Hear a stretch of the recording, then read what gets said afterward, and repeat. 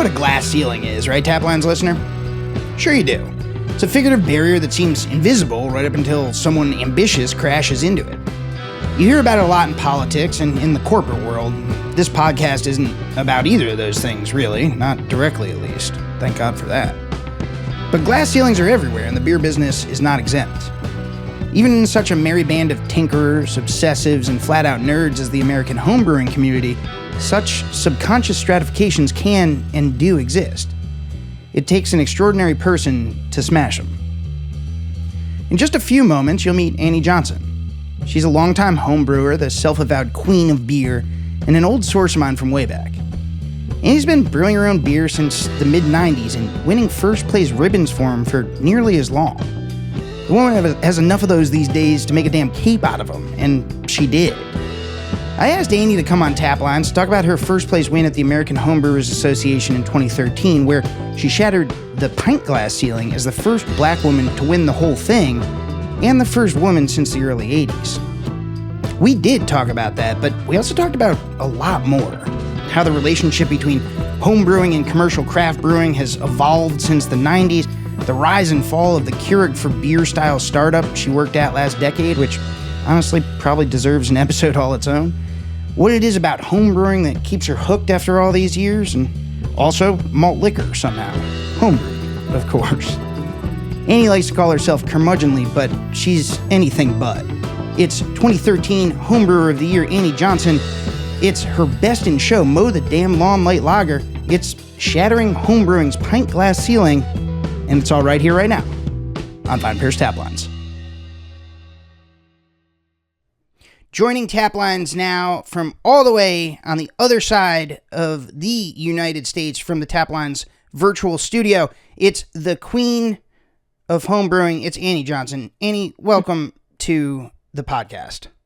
Hi, Dave. Thank you for having me. Annie, tell our listeners here on Taplines where exactly you are calling from, because it's I don't think we've ever had someone calling in from your particular neck of the woods.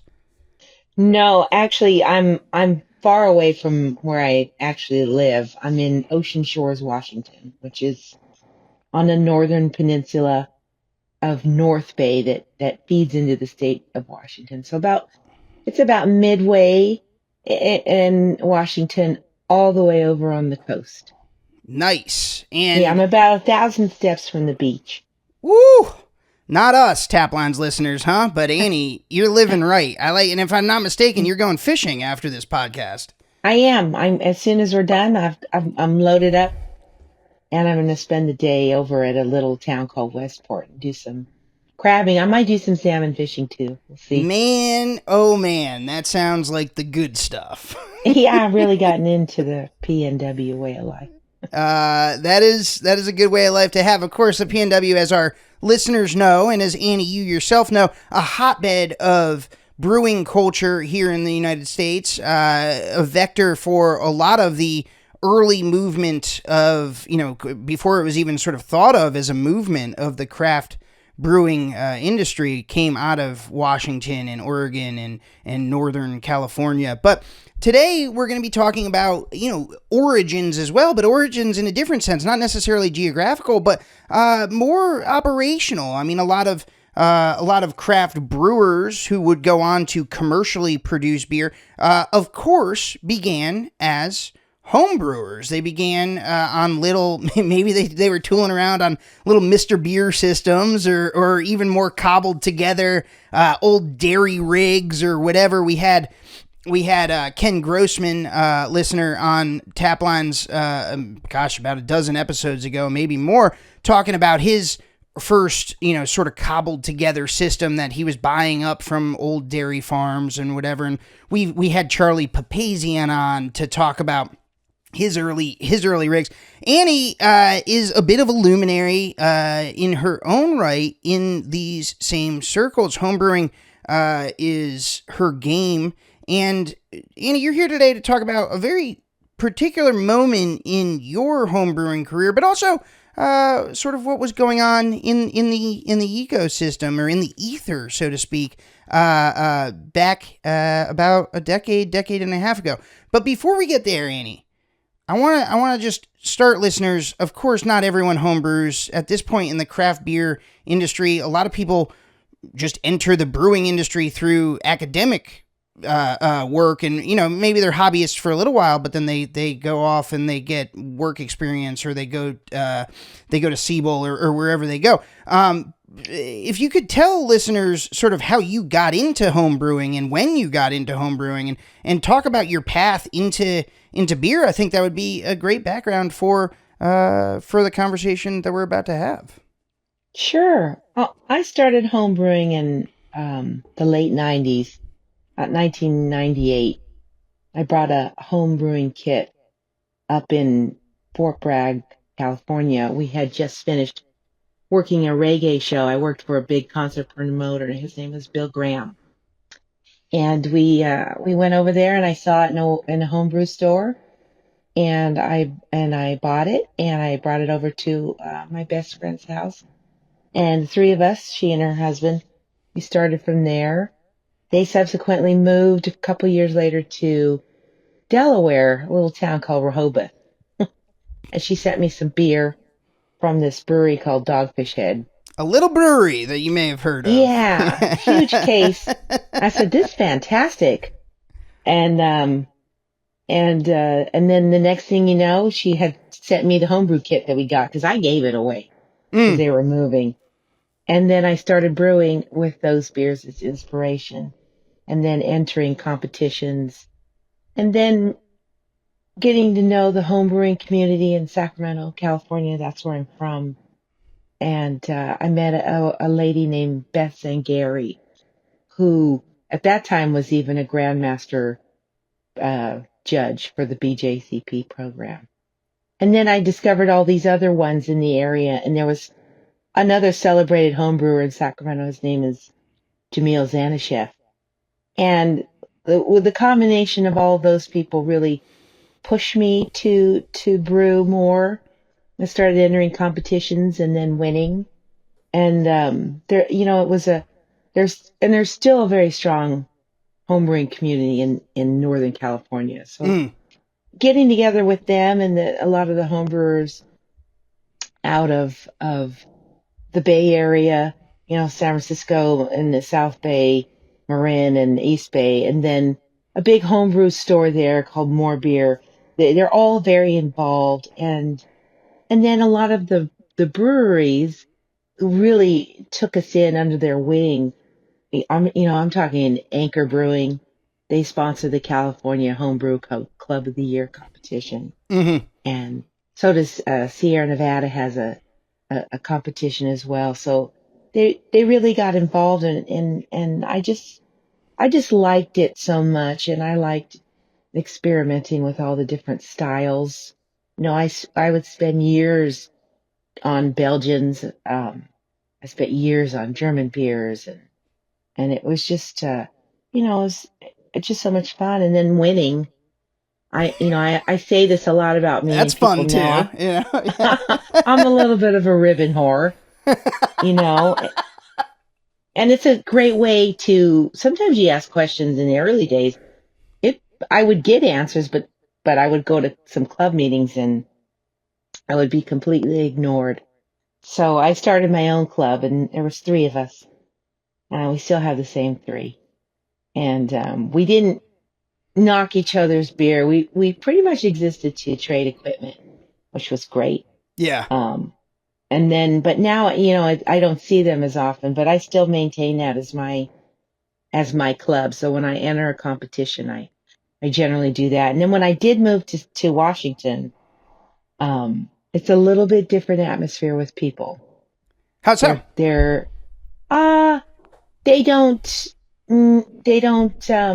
They take you seriously from the get-go. And that was before I actually won Homebrew of the Year. Yeah. It's just a little different. It took me in California, it took me a little time to build that up. Yeah. Even though people were bringing me into the fold. In Washington, it was, we love you. You joined our club. You're one of the gang. Anything you say is of value. Wow, it was different. Yeah, that's interesting because, and I don't have a lot of experience certainly living in the state of Washington. I've never lived there, and I've only visited Seattle, a handful of times. But I always hear about people used to talk about a lot the maybe not so much anymore, but like the Seattle freeze, the idea that like you couldn't really like break in with folks from Seattle. Maybe that's a Seattle specific thing. I that is a very true thing. And I didn't have any friends when we moved there, so I sought out a homebrew club because I knew I could make friends that way. See, the Yeah, neighbors didn't want to know me.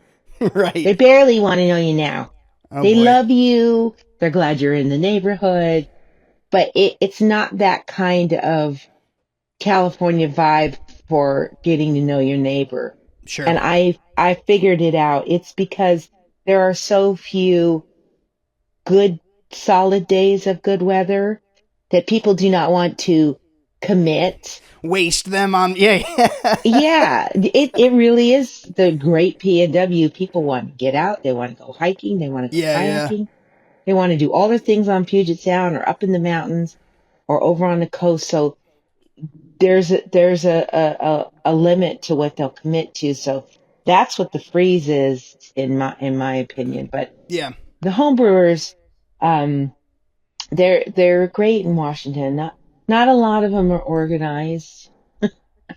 But they're getting a lot better. But they Yeah. just brought me into the fold. So they are some of my closest friends that Right I on. have there, and many in my particular homebrew club went on to open up breweries in Seattle that are still going strong. So they're considered some of the best. So I take that as a testament to the brewing homebrewing culture in Washington, Yeah, the especially in caliber of Seattle. That I know. the caliber of talent in the circles that you were running in for sure. Oh, Go go back. I want to go back a little bit to right when you got that first homebrew kit. What was your relationship with beer like at the time? You're working for a concert promoter. You just finished up a reggae festival. I assume you were drinking beer. I mean, folks may not know this sure. about you who are just tuning in. If they haven't avidly followed your career, as I have, as an Annie Johnson super fan. But you actually have a long standing relationship with beer on a personal level because I of do. where you come from. And maybe I should Yeah, have started there, but give us a little bit of a taste of that, Annie. sure. I was born in Germany. I was adopted by a wonderful American couple. My natural mother is birth mother was Irish, Mm-hmm. so there's a lot of that fiery Irish in me, and fond of the drink, as they say. But my adopted mother, she was a very gifted pianist, and she taught German and English, but she was very into cooking and into German cooking, and she loved beer as well. And she had the most beautiful pine collection. I have that now, and she really was my inspiration for getting into making things that I admire. So the way that she tackled German cooking, and she could do other countries' uh, food fare as well. She was the one who really inspired me for that. So it with presentation was big for her. Mm, So every time that she had, um, would serve a beer, would be in one of these beautiful steins or a yeah. beautiful German pitcher. So I really loved it. I learned to love it at an early age, and then both of my folks teaching and living in Europe for a long time, they didn't have those, or maybe it was the times too. People weren't so weird about booze with their kids. Mm, If there was a little bit of wine, they wanted us to try it, we would try that. But she would yeah, yeah. teach me about wines as well, the shapes of bottles, what they were normally come in, so you could see it if it didn't have a label, and varietals and different beer styles and times of the year that you drank this or that, and all the different regions of Germany. I learned about all the different kinds of beer. Mm-hmm. And I love that about Germans. I love that. territorial. This is mine. Kind of like West Coast people are with IPA. Yeah. IPA is IPA out here. I only in the last few years did we have to start calling it West Coast IPA, which is Well, really weird to me. yeah, But yeah. oh yeah, don't get me started on my opinions about brewers and breweries. Uh-oh. Go I'm off, famous Annie. for that online. This is a safe space. You can speak your mind. Taplines welcomes Yes, differences of gosh, opinion. Boy, I tell you, I hang out with all the curmudgeons Yeah? online. Yeah, give us our flavored beer. We're always yelling at crowds. Yeah. There are dozens of us. And Dozens. yes, can I just get it? What's so funny is everyone's like, oh, you can't put crystal malt and IPA, blah, blah, blah. I'll tell you, when Celebration Ale comes out every fall, winter, the craft brewers, they just weep. This is such good beer. Which, of course, I love it. And it is. But then, if they'll produce anything like that themselves, no, because they're like, it's too sweet. You can't do this. You can't. Yeah. But then they revere that Celebration Ale. Anyway, that's how I got into beer. And then, of course, all my Irish family that I know and love, they're back in the old country. Yeah. We are fond of the Guinness. What were you drinking? Stuff. The black stuff. That's right. Splitting the G with the nice pour. Yeah. What were you drinking, like commercial beer? What were you drinking in the 90s when you first picked up that homebrew kit? Like what was in the scene? Were people drinking Sierra Nevada at that point? Was it more? I'm a bit of a sports junkie, so I was very much into macro. Yeah, you'll still find me with Miller High Life in the fridge. But classic. some of the beers I was drinking back then were the Hempen Humboldt. They made a beer called Hempen Ale. Mm-hmm. I think Firestone Walker makes it now, but it had a beautiful little hummingbird on the label, and there was also the Red Nectar. So I was very much into red ales, the classic California red ale. Mm-hmm. I was drinking Mad River Jamaica Red Ale. Sure. And then I was also drinking Red Tail Ale. That was Mendocino Brewing. So a lot of the local beers. And then we had, Anchor Steam. Yep. That was another one. Loved Anchor Steam and that classic squatty brown bottle. And then, funny, Sierra Nevada Pale Ale. First time I had it, I was in high school. I think it was about the year it came out. Well, you were a 21-year-old high schooler, of course, I'm sure. Yes. And, I grew up in a teeny town nestled in between Sacramento and Chico. Mm-hmm. So I always say Sierra Nevada is my hometown brewery because it was less than an hour, 45 minutes north. Oh, in Northern California, that's a hop, skip, and a jump. Yeah, that's nothing. That's me. And then we drank the green, the pale ale, and I could not. I hated it. Really? It tasted like blue cheese. Mm. But you're 18. Of course. No beer. Most beer. The only beer that tasted good then, I think, was Coors. When you're that age, because we were still drinking fortified wine, What, like Carlo Rossi Mad stuff? Dog. Yeah, sure. Night Train. Yeah. Because you're also... Night Train. You were also in Gallo's neck of the woods. Yeah. Because Gallo is out of Modesto. Yeah. Yeah, that's right. We drink... Yeah, my mom always had jugs of that. She used it for making fondue. They made a rind in a gallon jug. I think it was $3 at the store or something like that. Boy, different times. Okay, so you had started to dabble at this point when you first picked up that homebrew that first set with commercial what were then I'm assuming called microbrews, but we now know as craft beer. And you, of course, when your friends moved on to Rehoboth, as luck would have it, the hometown of, or not the hometown, but the home of Dogfish Head and Sam Calagione, who, listener, if you're interested, go back and check out our episode with Sam Calagione here on Taplines. So you had the good fortune to be getting sent some commercial craft beer from the other side of the country. But how would you characterize like the craft beer industry's relationship? I mean, to the extent that it even was an industry at that point, it was still sort of coming together. But how would you characterize its relationship with the homebrewing movement or community across the country? I mean, was there dialogue there? Was it pretty porous where people were both homebrewers and commercial brewers? Was homebrewing seen as a lily pad to sort of hop to commercial brewing at that point? Give our listeners, many of whom are younger, or so young that they weren't alive at this point, or they weren't really paying attention, certainly, to beer at this point. Give our listeners a sense for what that dialogue looked like, or the dialectic between the two at that time. It was in my opinion, it was kinder. It was a welcoming thing, because there weren't that many of us. And we were welcome into a lot of breweries.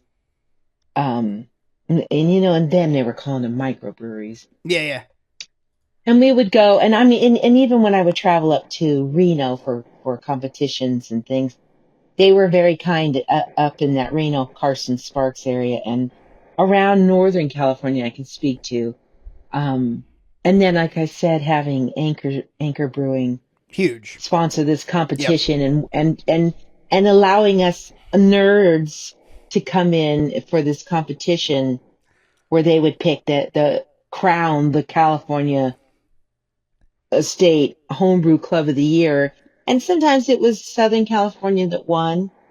And sometimes it was Northern California, and we would go to the Toronado beforehand in San Francisco to do the barley wine judging. Wow. And then we would somehow make our way over to Anchor Brewing, where they would open up the whole brewery just to us. And if you haven't been there, because I know that it's been bought by this wonderful man, I can't remember what he owed. Oh, the Chobani yogurt. Yeah, Hamdi Ulukaya, who's a billionaire who founded Chobani. You're right. And then Chobani as a company also acquired La Colombe coffee roasters. Oh, yes.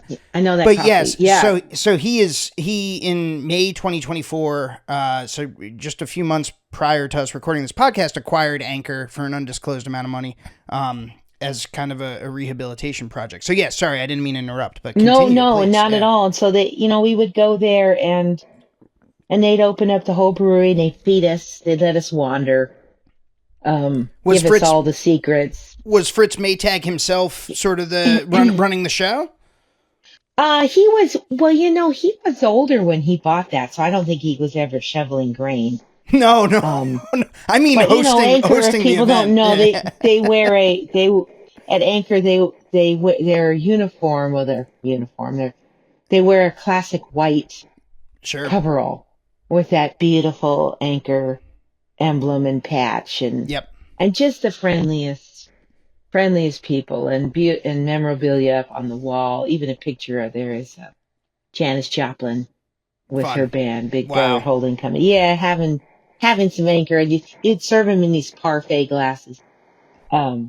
But I mean, the brewery, the microbreweries, there weren't many, were very, very kind to us homebrewers in Northern California. I think it's just, it may have been that way in other parts of the country. I wouldn't know, but I think it was a fun time, a lucky time to be there at the emergence of these styles emanating from New Albion and Sierra Nevada.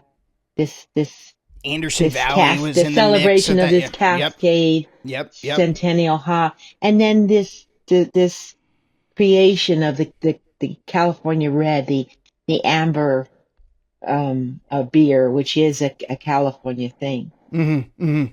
It was just and it's still probably my favorite style. So I always have a house red on tap at home. I just I have a fondness for that time and of learning and learning and becoming a beer judge Yeah. and then being a celebrated ribbon whore was. I can tell the fondness. Yeah. I gotta tell you, at the last homebrewers conference I went to, which was bittersweet, with the demise of the homebrewers The association, shrinking of it. Yeah. shrinking and well, that whole mess. But anyway, I made a cape out of all my old ribbons, and Yeah. it weighed about 60 pounds, and That's it was beautiful rosettes. And then I put makeup on my face. I wore a crown and a feather boa with lights, and I put a little sash on. I had my drag name, Fade to Glory. Very few people got it. I'm like, what? I thought it was pretty damn funny. I think it's pretty good. Yeah, I'll have to send you a picture of it. I think our listeners would love and I to. made malt liquor for that Nice. show. What Yeah. was your sort of vision for the malt liquor? Did you have a commercial malt liquor that you were trying to emulate, or was it something completely new? I had written a little piece about malt liquor and my experience with it as a young kid with my my neighbor's dad who would take us fishing 6 a.m. He was in the Air Force, and he'd pop a bowl Schlitz malt liquor. Sure. When and he loved it. I remember he taught very distinctly. I was about 10. He said, "Annie, there's nothing better than a cold beer on a hot day." And then he was drinking Schlitz malt liquor. Yeah. I'm telling you, taking kids fishing, in the car with no seatbelt. Yeah, of course. Wow. Yeah, so he was my Mr. Jackson. That was my inspiration, and I knew it needed to be cool and refreshing. And then I dove into the history of it a little bit, but a lot of corn. Yeah, I bet. And you kind of take a hop and wave it in front of the kettle. I think the IBU, as much as I can measure that, is about 7. Little bit of sugar and a very quick fermentation. Yeah. But I got to tell you, I think it was good. I went to in Sacramento, in the city limits, they won't sell it, which is very, very weird. So you have to kind of move out of the incorporated area. Is that right? To get it at the markets. And then, of course, you go in there, it's like 2 for $3, 40 ounces. So I bought a bunch, and they were terrible, and I emptied those out, and then I put mine in those. Into the 40s, you're saying? Into the 40s, and I put those in there. So at the Homebrewers conference, I just carried those around in a wagon and served them up in a paper bag. I love it. That's awesome. That's fun.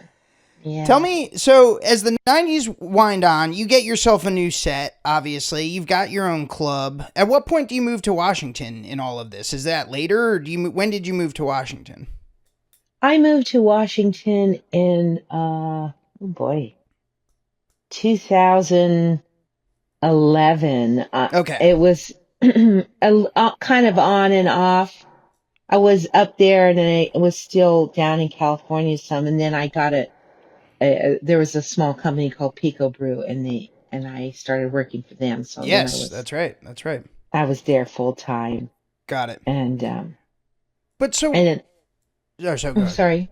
Oh, I was gonna say, like, at what point do you start entering competitions? I mean, you're working, you're doing the clubs, I started in early 2000. I started in 2002. I entered the California State Fair at the encouragement of these homebrewers judges in Sacramento who said, you should start entering and getting some feedback on your beer. So then, and I won. And when I got that rosette, nobody does a rosette like California.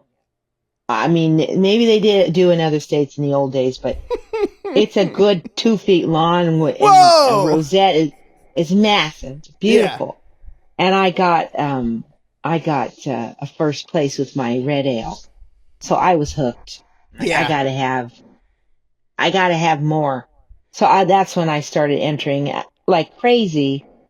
And then I started entering in other states, and then the national homebrew competition. Yep. And I Yep. entered that for years before I won a second place in 2007. And that's when I really started getting into Czech beers, making Czech lager, Czech pilsners, and then I won. Oh, sorry. Yeah, we're gonna get to that. Yeah, absolutely. Yeah, and so then I won, and then I I really started just doing those. Besides my red ale, I was doing that pretty exclusively into lagers. And then in 2012 is when I won the Pilsner Quell Master Homebrewer competition. Right. That was the coolest thing ever. Really? And because I was in Seattle and I had the beer and you had to bring it to the competition. So I flew down to San Francisco. I flew to Oakland and I went over and then you bring it in. They had this massive, Václav Burka, the generational celebrated, brewmaster there. He was there, and then all their people, and they had it set up and then it went up against, I think we had 50 that day, 50, 54, and it's just the one beer, and then they try it all. And then I made the top 10, and then I won. Yeah. Wow. Yeah. That was really cool. But because the grand prize was a grand prize. What was the prize? Yeah. It was a trip for two to come brew at the brewery, in all expense paid, beautiful trip to the Czech Republic then. Well, now it's Czechia, but to visit and to brew. So it was great.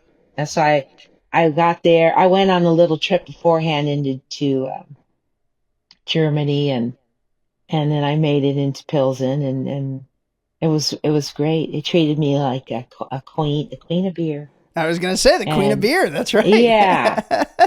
So it was fantastic, and brewing there at the brewery and learning little tips and tricks and learning about the beer and drinking the fresh tank beer, which is probably one of the best beers I've ever had. Yeah. Two beers I've had that I can think of that are probably the best I've ever had. And then it was fantastic. I love that. I love the country, and I love the people. And it was just a good time. But that was one hell of a prize. That's, yeah. I mean, rosettes are one thing, but boy, an all expenses paid trip to one of the capitals of the global brewing scene is quite another. My goodness. Hang out all day with them, and for a couple of days, it was great. So it was a great trip. I want to return to something that you mentioned just a moment ago. When you entered the first national homebrewing competition with the American Homebrewers Association, I think it was like 2007 or so. And it took you a while to even crack second, but you entered the California State Fair and won on your first try. I'm curious, years before, you were only getting better in the in between. What do you attribute that to? I mean, obviously, to some extent, like, these things are a black box, right? Like, judging competitions are inherently, sort of subject to a little bit of subjectivity, I suppose, is the way to say it, right? Like, you can never assume that things are going to proceed exactly linearly when you have human judges, and that's just part of it. But was there a vast national homebrewing scene that you had never really competed against that accounts for that? Like, in other words, like, maybe the field got a lot bigger. Talk a little bit about that. Oh, most definitely. I was entering some competitions out of state, and I was doing well, but on the national, it's so much larger. Sure. Because they have the country broken up into regions. I think at that time there were 7 regions, and they were allowing as many as 500 to 700 entries per region. Oh, wow. So you had to get out of your region, which I would normally clear the first round. Yeah. And then you would have to compete against all the first, second, third place winners from every other region. Sure. And so then it became, so I was, and then depending on, I figured this one out, depending on where the competition was being held, you were going to be getting primarily judges from that region. Oh, interesting. So if the competition was going to be in this particular one, the finals was in it was in Denver, it was in Colorado. Then I knew I knew that I would probably get a fair shake on my judging with my lager. It kind of is regional. You know what, jumping forward to when I won in 2013, I only entered lagers in that, and I actually had 4 beers move on to the second round. Oh, you did? I did, and then I had the one that went all the way. Yeah. And I knew it probably had a good shot because it was the competition was being held in Philadelphia. Mm-hmm. And what is Philadelphia in late June? Hot. Muggy. Yeah. and what tastes good? A Yingling, so something light. Yeah. So I thought, well, this beer is going to be any heavy IPA, any stout, whatever. Yeah. It probably has a good shot, but I didn't know it was going to have that good a shot. Yeah. And I don't think it would have won if it weren't for Gordon Strong.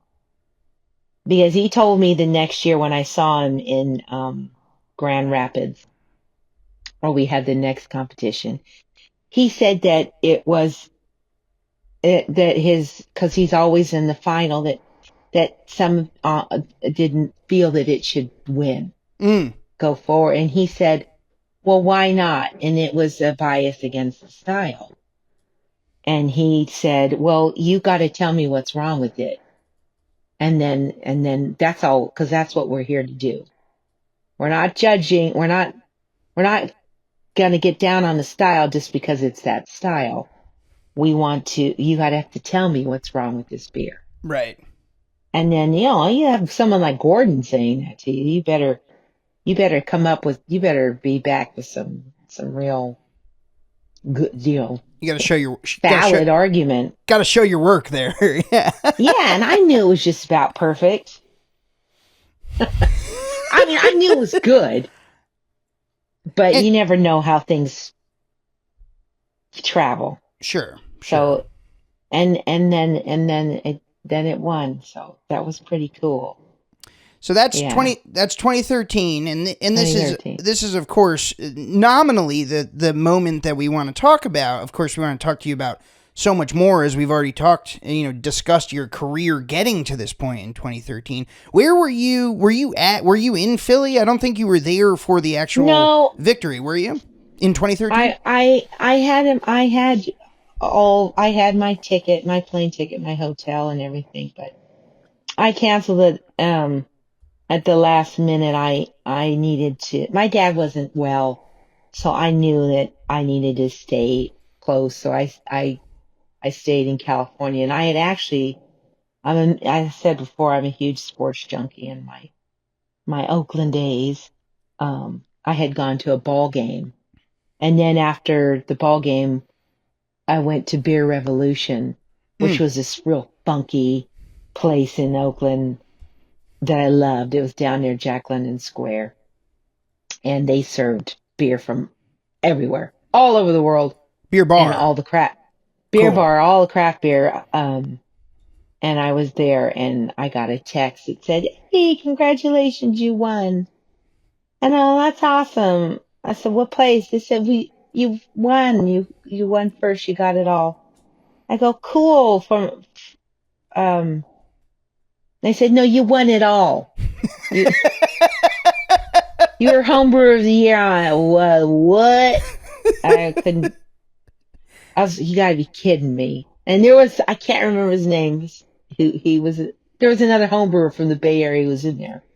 And he knew too. So I bought a bottle of, Bastille's Deus. Cool. I love that beer. Yeah. And, I bought a bottle and I celebrated with that. With all these people I didn't know at Beer Revolution. Yeah. Some of them were like, yeah. And the other one was like, I don't know what you're talking about, but yay. So that was cool. Yeah. And it was nice. And then I remember going home and then sharing the news with my dad the next day. He was very excited. Yeah. That sounds pretty special. Yeah, it was fun, and it was fun it was fun for Sacramento because I mean it's a city but it's a town, and it was pretty cool. Yeah. Yeah. What is Sacramento's biggest commercial brewery at that point? I'm trying to think what the claim to what the local beer would be there. Well, they had gee whiz.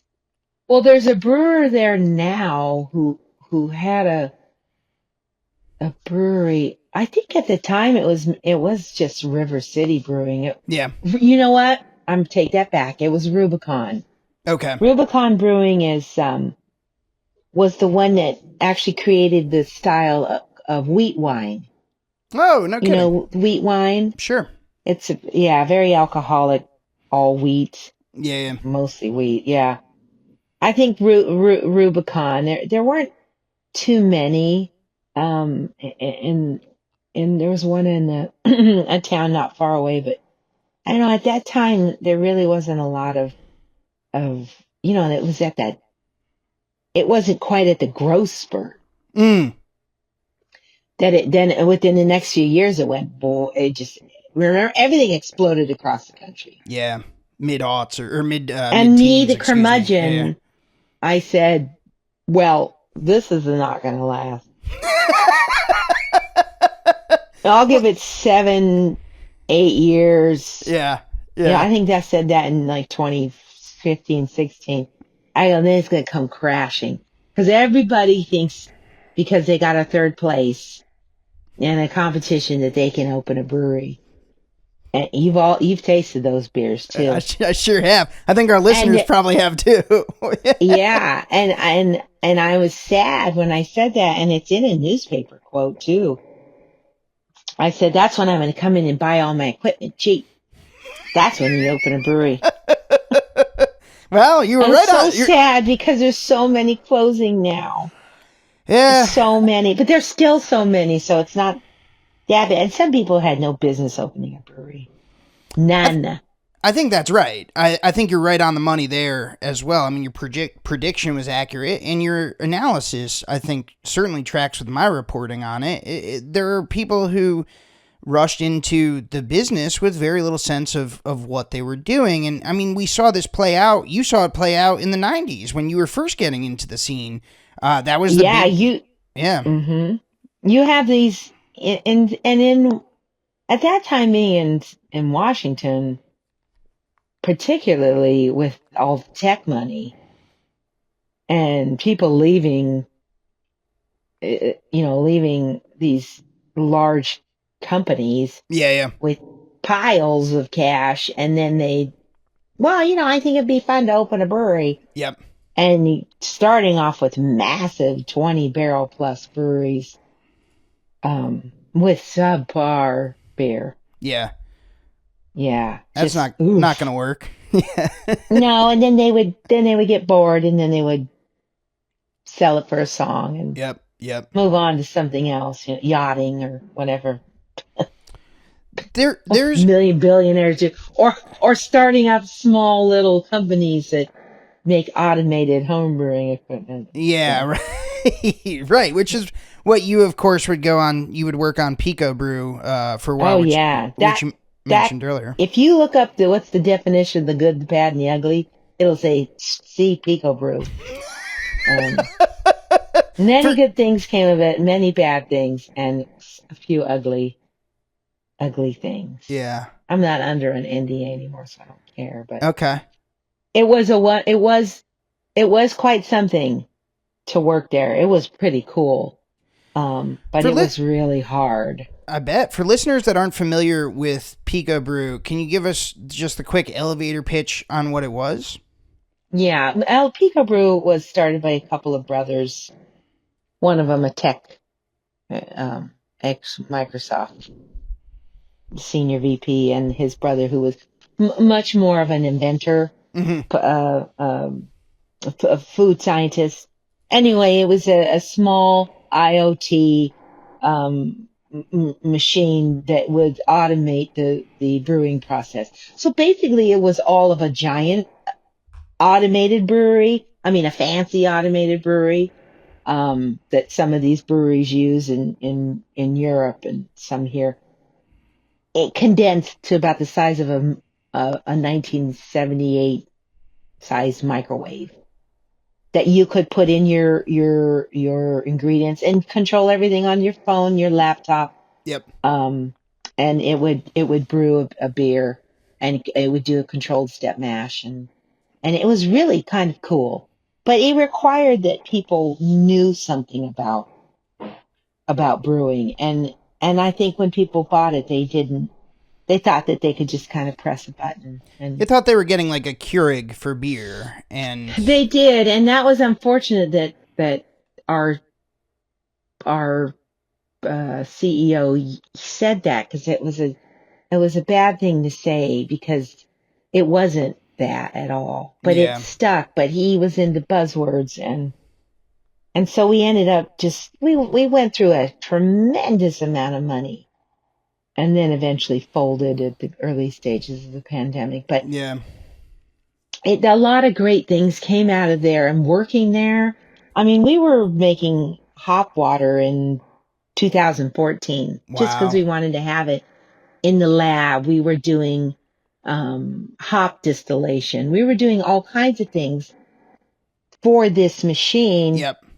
And we were doing, we figured out, oh, well, we can sous vide with this machine as well. Remember the sous vide craze? That was trendy for a minute. Yeah. Wow. Man. Yeah. Those guys, was that Lenovo? Well, whoever made that machine? I don't know. They would come over to PicoBrew because they were wanting to do a Kickstarter like we did, because we became these Kickstarter darlings. We could do a Kickstarter. And the next thing you know, we had $2, $3, $4 billion. Wow. Which is also very much like of its era. The idea of like Kickstarter being like a really legitimate platform to launch something like that. Yeah. Yes, we had amazing ability to raise money. Wow. We did fulfill everything, though. We weren't bad about that. Yeah, you didn't. I will say the best thing about PicoBrew is that there is a community that lives on, that rewrote all the software and also for our still, because we started doing distillation. They rewrote all the software, myself and another fellow employee, ex-employee of PicoBrew, we gave them all the recipes, how to get all the equipment, everything to keep the community going, and they still brew. Cool. That's nice. So they didn't hear. end up with a paperweight. Yeah. paperweight, which really makes me happy. And I'm available for any questions, and they'll send me notes or questions. And then when they need to fix things, our Kevin, who I worked with, he still gives a customer service, even though he works full time for a big beer industry, supplier, and he still helps them out. And I love it. There's thousands of them all over the world still brewing. Because this is, and that's what it was meant to be. The kind of a worldwide community of internet brewing. Yeah. And they're still going strong. It's just that when you kind of want money out of it, in the greed, it just doesn't mix with the home brew It just ethos. it doesn't work. It's at a, it butts heads. Yeah.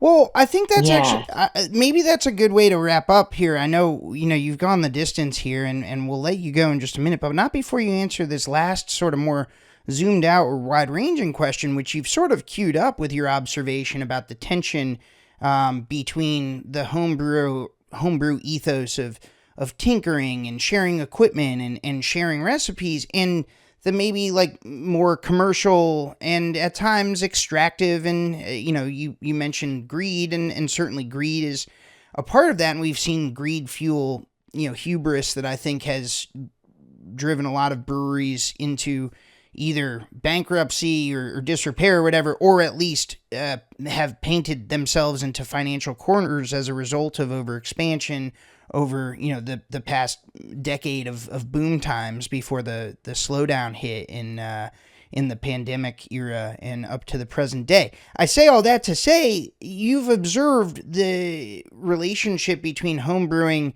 and commercial brewing evolve from a pretty unique vantage point, Annie. You've seen it, as someone who has excelled at homebrewing and has also watched that community be subsumed, potentially, or I would say not even potentially, I would say pretty demonstrably to its detriment by commercial brewing. A lot of, I think, the next generation of homebrewers that came after you that picked up their first Mr. Beer kit in 2008 instead of the mid 90s, they were viewing that as entree to commercial brewing rather than a hobby or a pursuit that was worthy of its own, that was its own end. This became sort of the step and ideally like a quick step before you could open your own 20-barrel brew house or whatever. And I'm curious, I asked you before what the relationship was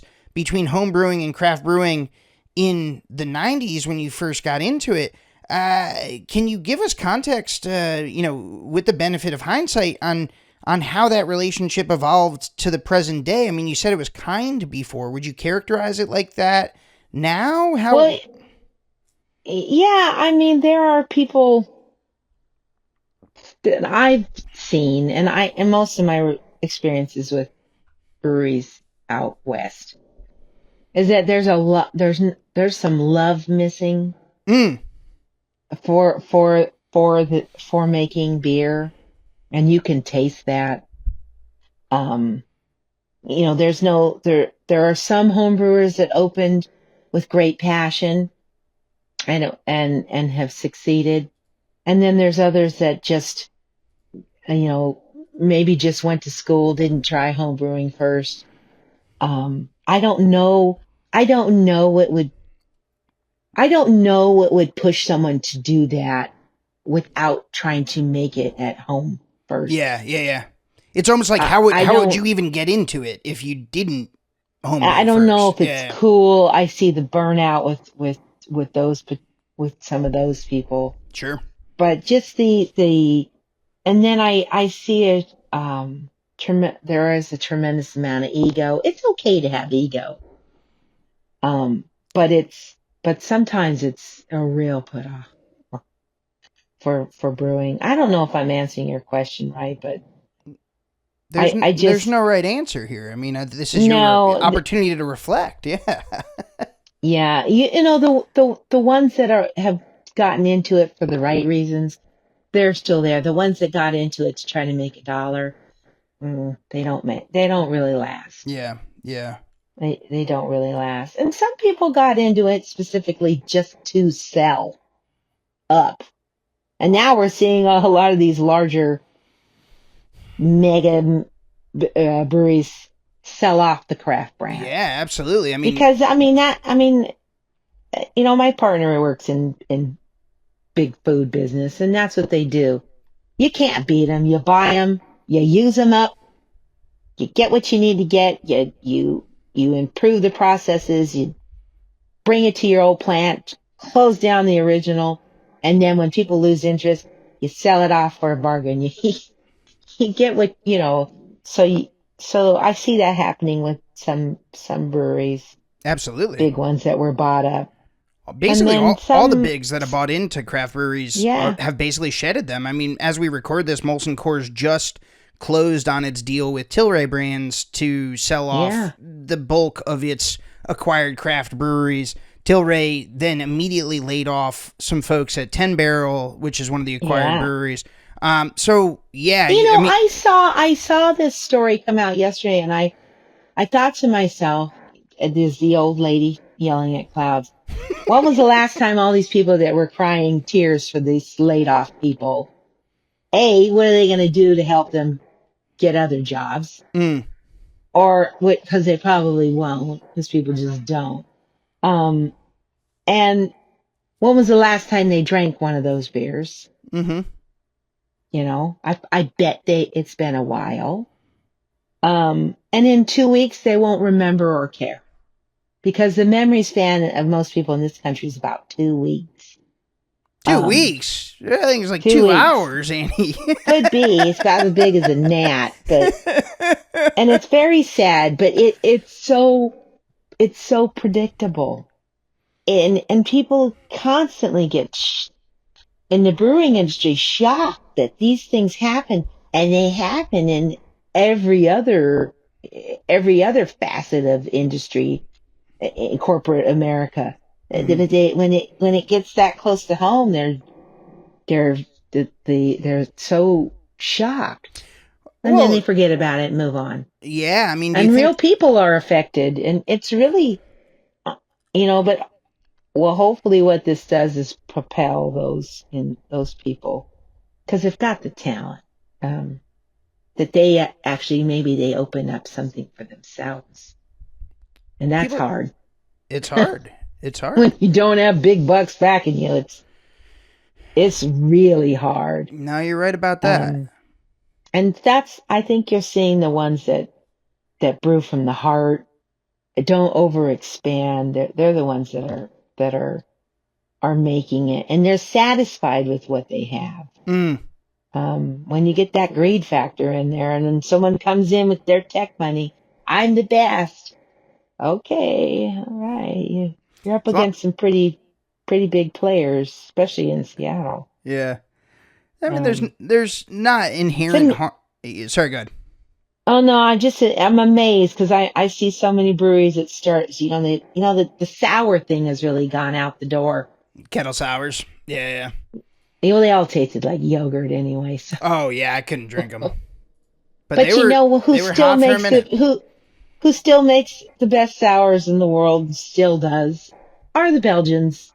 Yeah, they've been over there doing it for hundreds of years. I was going to say, this was a blip on their radar. Yeah. I know. There's such a people, a lot of breweries like trends, and they're always trend chasing instead of true innovation. Someone does something really cool, cold IPA, whatever that is.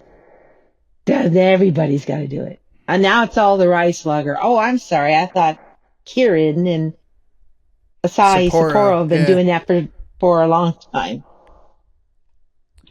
It's interesting. Well, and to your point, I mean, and I think this is a great place to leave it, but this is the dichotomy, or the sort of the duality of home brewing versus commercial craft brewing. You're absolutely right, because as a home brewer, you can make anything and everything, and it's always, and you can focus on one thing. Exactly, one thing. It's always in style. I mean, I'm gearing up for my annual Stein Lager, where we brew with hot granite stones. Fun. So we have an annual party called Smoketoberfest, where everything at the party is smoked. Wow. So we make, so I love being a home brewer. I've had the opportunities to have a brewery, and I don't, first of all, I'm too old, and I don't have that patience to do that. I do admire brewers that do it and love it. But I don't have that. I'm way too crabby. Well, Well, I think Be sued by patrons and employees alike, but the beer would be good. I like But, I yeah. like the idea of Curmudgeon and Co. Brewing company that only Yeah, you know what? You just can't curmudgeon brewing. I love it. Oh, that So- must be Annie Johnson's. recognized the world over as Andy Johnson's brewery. Yeah. Yeah. Andy, we've spent the better part of an hour talking about your homebrewing career, your relationship with beer, and we've never really addressed head on the reason I had initially reached out to you 10 years ago, 10 years ago, and the reason I reached out to you again to do this episode, which is that in addition to being such a distinguished and winning homebrewer, in 2013 when you won the AHA's Homebrewer of the Year award, and in probably in 2012 too when you won the Pilsner Urquell award, but the 2013 award, you were the first black person to win as a homebrewer. And I think, like, I've written about the intersection or the lack thereof of the African American population or demographic with the craft brewing industry, and to some extent with the homebrewing industry. That's how we first talked back in 2015 or so. It's because I was doing a piece about that. With the benefit of hindsight, I mean, we're 11 years removed from this historic victory, and it almost feels like hackish to bring it up, but it was significant at the time. What was its significance to you then and now? Well, winning was huge, and I loved it. I mean, that was the ultimate ribbon. But I won. I entered as me, for me, and I won it as Annie. I didn't think about it as being the first black person to win. I certainly didn't think about it as being the first woman in over, I think it was 35 years to I think win. the last win was like 87 prior to 2013. Yeah, and maybe, and then the other thing that I don't know why the AHA never brought it up then, because I told them, but they didn't care, because I am proudly out and gay, but that never gets mentioned with that award, and it's okay. I don't even need the other things that you mentioned, because I just want it as me. And when I'm think about it, I never, I only ever know me, and I am black, a woman. I'm all those things, but I'm not. It's not a. I don't know if I'm explaining that right, but I don't know how to win any other way than as just me. Yeah. I wouldn't know what it's like to win as a white woman or anything other than me. So but the significance is there in that I got a lot of emails and meeting people where that it inspired them because they saw someone like them to start homebrewing. And then also from a lot of men, white and black, all different colors, that it inspired them as well to see, especially with the kinds of styles that I like to make. It inspired people for a variety of reasons. I think that's probably the coolest thing, even though the prizes are great. The coolest thing about it is that it was inspirational for other people, to get into the hobby, and then for some of them to open up breweries. Yeah. I think that's I mean, and that might be a little corny, but I mean, that's better than a ribbon to have someone tell you that. And usually when I would hear that, I'm thinking, oh, somebody's just lying because they want to try my beer. That's silly thinking.